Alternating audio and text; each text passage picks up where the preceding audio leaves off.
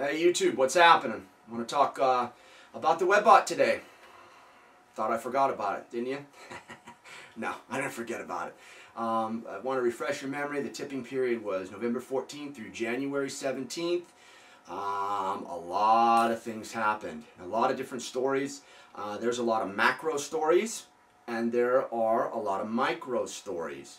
If you go back on my past videos that I made, I've got the links right below.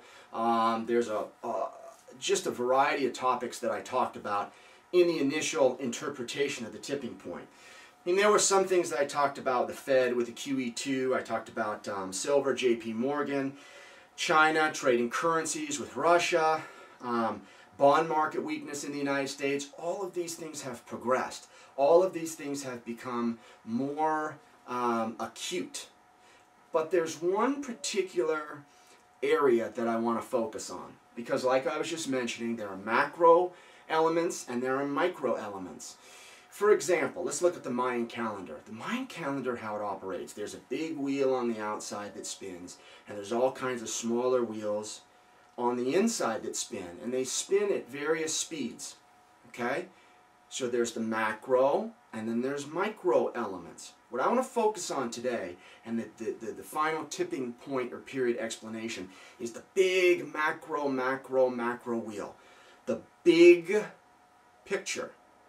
Okay? And this is the big picture, because when I want to key in, and I mentioned it in my first video specifically, I talked about the missiles that had gone off the California coast, off of Catalina, and I talked about the plasma rays that were floating over New York City.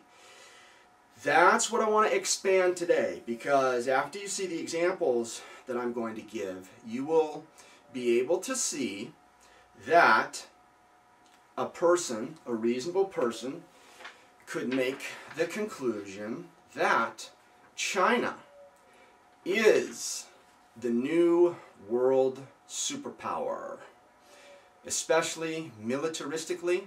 They've had the economics for a long time, they've had the factories for a long time, but now they have just put the icing on the cake, and they basically have disabled and smacked around the United States military with super high-grade, highly sophisticated, very advanced weapons.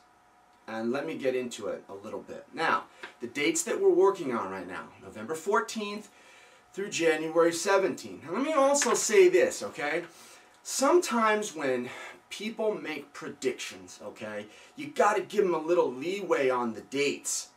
Look at the message. Don't really pay attention to the dates per se. And this is the example that I want to use. Let's say on a Wednesday at 8 o'clock, Hawaii, there is a tsunami warning. Wednesday, 8 o'clock, okay? All right, now, you look out on the beach, you look out over the water at 9 o'clock, no tsunami, must be a false report. Are you going to go down to the beach? Are you going to go down to the beach and lay out your towel and just think, oh my God, you know, nothing's happened, nothing's going to happen? Only an idiot would do something like that. You don't know precisely what time that tidal wave's coming in. Give it a little bit of leeway. Heck, I wouldn't go down to the beach the week before, 2 weeks after, and then I might not even go down there for a month after. You know what I'm saying? I mean, so let's try and be reasonable and put things into perspective, because once I give you these explanations, you're going to be able to see it pretty crystal clear. Anyhow, let's get to it right now. Okay. 10/22/2010, there was a brand new United Kingdom nuclear sub that loses power and runs aground. Brand new, okay? The 23rd of that month, 1/9 of the United States missile arsenal, okay, nuclear missiles, is taken offline for an hour. That means there's no juice to them, they can't fire them, they can't even prep them, they can't do anything with them. On 10/31, okay, French nuclear carrier breaks down en route to the Persian Gulf, okay?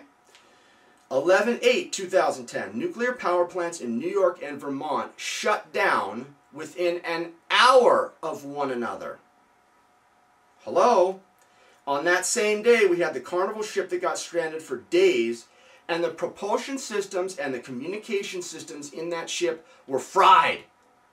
that can only be done with some type of high-tech, magnetic, plasma, high-energy, beam, particle, radiation, stream, something, you know, along those lines. Because again, the systems were fried.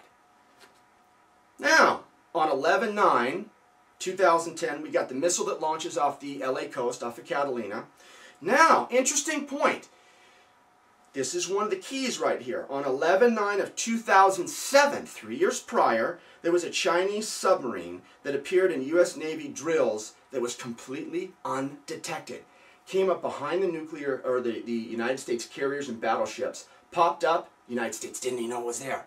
They said, hello, went back down into the ocean, took off. Completely undetected. Okay? There's more. 11/10/2010, there was the plasma ball that I said was over New York originally. It's a show of force. It's a demonstration of what we have, what we can do, and what we could theoretically do more of. That's what it is. 11/15/2010, there was a BP Texas oil refinery that goes down. So now they're showing that they can shut down our oil production or our oil refining capability. That's big. That's big time. You shut the whole country down with that. Now, interesting to know, on 11/18 and on 11/19, there was two similar incidents that happened. You had a Canadian fighter jet, a CF-18 that goes down in Canada. Then you have an F-22 Raptor, United States military, that crashes in Alaska back to back so they can take down the military planes. That's what they're trying to show. 11/28/2010, you got a Kansas refinery that has another equipment failure, like the BP Texas oil refinery that failed. Then on 12/4/2010, you have the same thing that happens. A Louisiana oil refinery has the same type of equipment failure. So, I mean, look at all these things. You got 12 or 13 issues here that happen consecutively within a couple days of one another over about a month, 5 weeks period of time. Hello. I mean, and this is just the stuff that's on the surface. Who knows what happened behind the scenes with the black ops, with the underground military budgets, things that we have absolutely no knowledge of. So I believe that what China has done is basically shut down the United States military. Showed them that, hey, look, you're not number one anymore. We've got high-tech weapons. We can use them at any time we want to. And you know what? You're now going to pay us the gold that you owe us for those past and future derivative contracts. That's what happened. So what happened on the 18th when the president, go back and look at my last video that I did. What happened when the president of China shows up? What did he demand? Give me that gold. Give me my gold. Because in the reaches of power, people that have a lot of influence and a lot of say-so, okay? Paper money's nothing. Paper money's nothing. You can make that or nothing. It's all about commodities. It's all about having, not assets, but having things that either do things or make things. What does gold do? It makes currencies.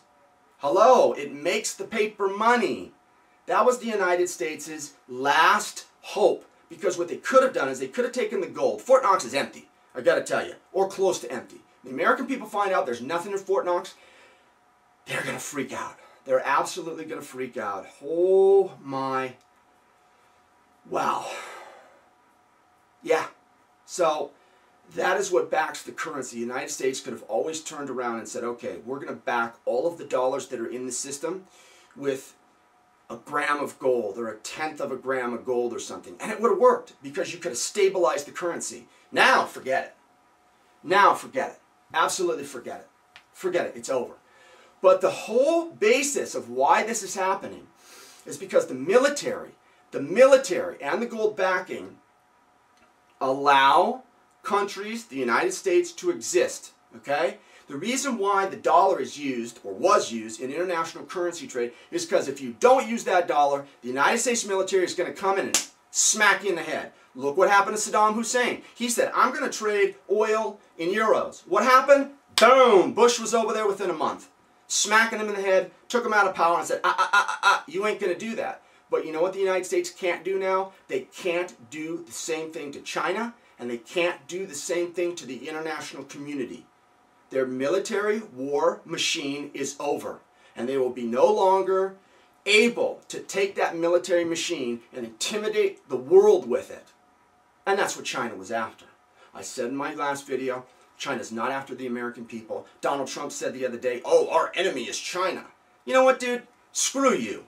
Absolutely screw you. Hey, Donald, why don't you talk about the Federal Reserve? Oh, let's not say one word about them. Do you notice that? He never talks about the Fed, but oh, China's our enemy. Screw you, Donald.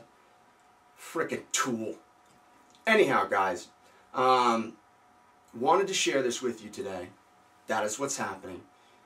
Webbot was correct. We are definitely in a new post-U.S. dominated militaristic world. China is the military superpower, and they're not out to get you. Okay? They just want to balance the world and get rid of this banking cabal that exists between the United States and primarily London. Okay? All right, guys, it's going to be a good world. It's going to be a real good world. Might be a little rough here coming up, but it's going to be good. Oh boy, I can't wait. Okay? Thanks again for your time, guys.